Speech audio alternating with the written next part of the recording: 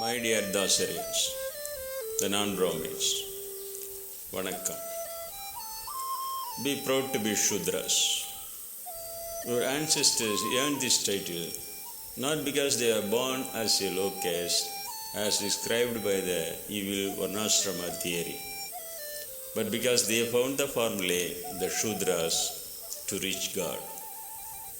Let us see what Krishna, Kannapiran in Tamil, the very great Sutradhari, says in one of his Sudras, the Purushothama Yogam.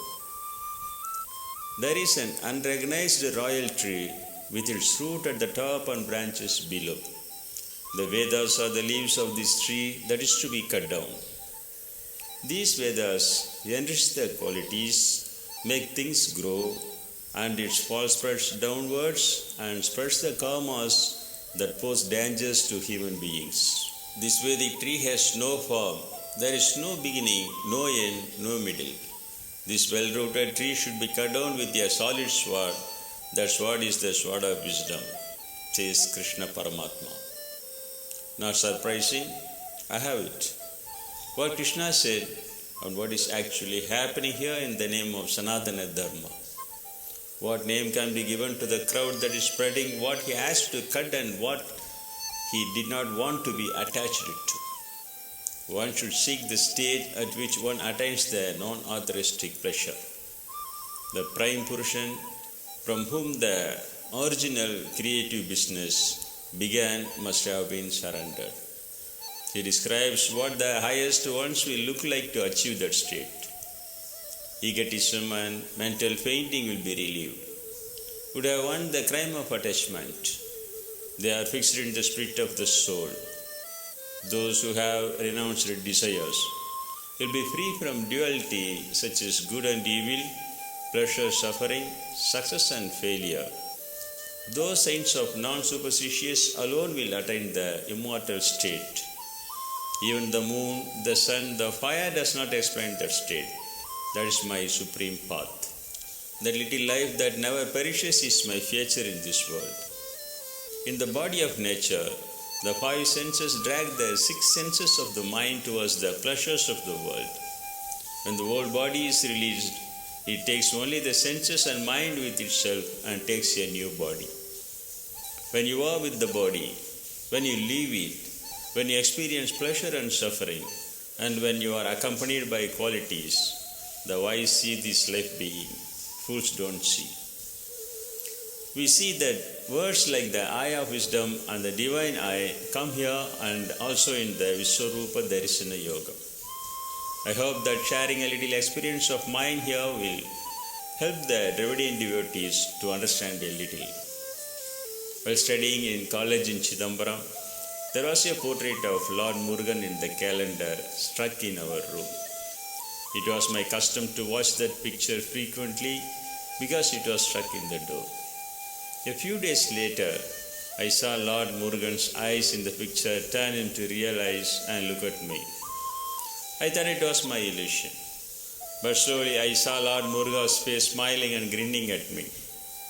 This vision had been going on for a long time. My friends asked me why you were looking at the calendar so often one day. I told them the details. Friends used to believe what I say. So I told them to see that picture when I look at it, so that when Lord Murugan grins at me, they could also see him smiling.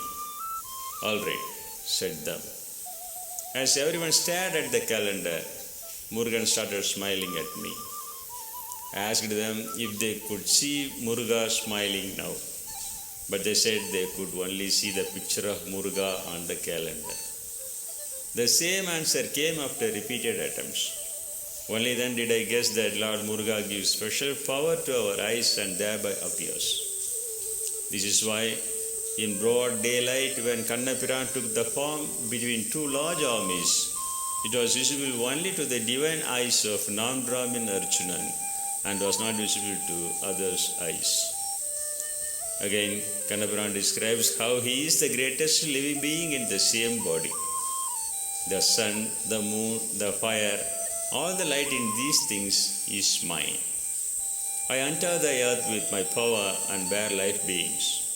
I also grow all form grass to garlic in the form of nectar of the moon. I stay in the bodies as a fire called Vaishwanaran and gather with oxygen and carbon gases to digest all kinds of food. I am the one who dwell in everyone's heart cave.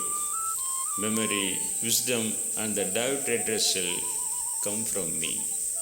Perhaps it is an interpolation that the man who asks us to uproot the karma-wielding tree that thrives with Vedic leaves created the Vedanta here. This is where he talks about the state of Purushothama. Unstable is the body formed in nature and related substances. Small life is called Sarapurushan. The largest living being in the same body is Asarapurushan. Different from these two, he that spreads out the three worlds and sustains them is non-evil Ishwaran. He is prized as Uttamapadi and Purushottama because he transcends instability and is above stability. Whoever cuts off his delusion and knows the state of Purushottama worships me in all respects, knowing everything, says the Dravidian god non-Brahmana Swami Kanna Paramatma to Dravidian non-Brahmin Arjunan.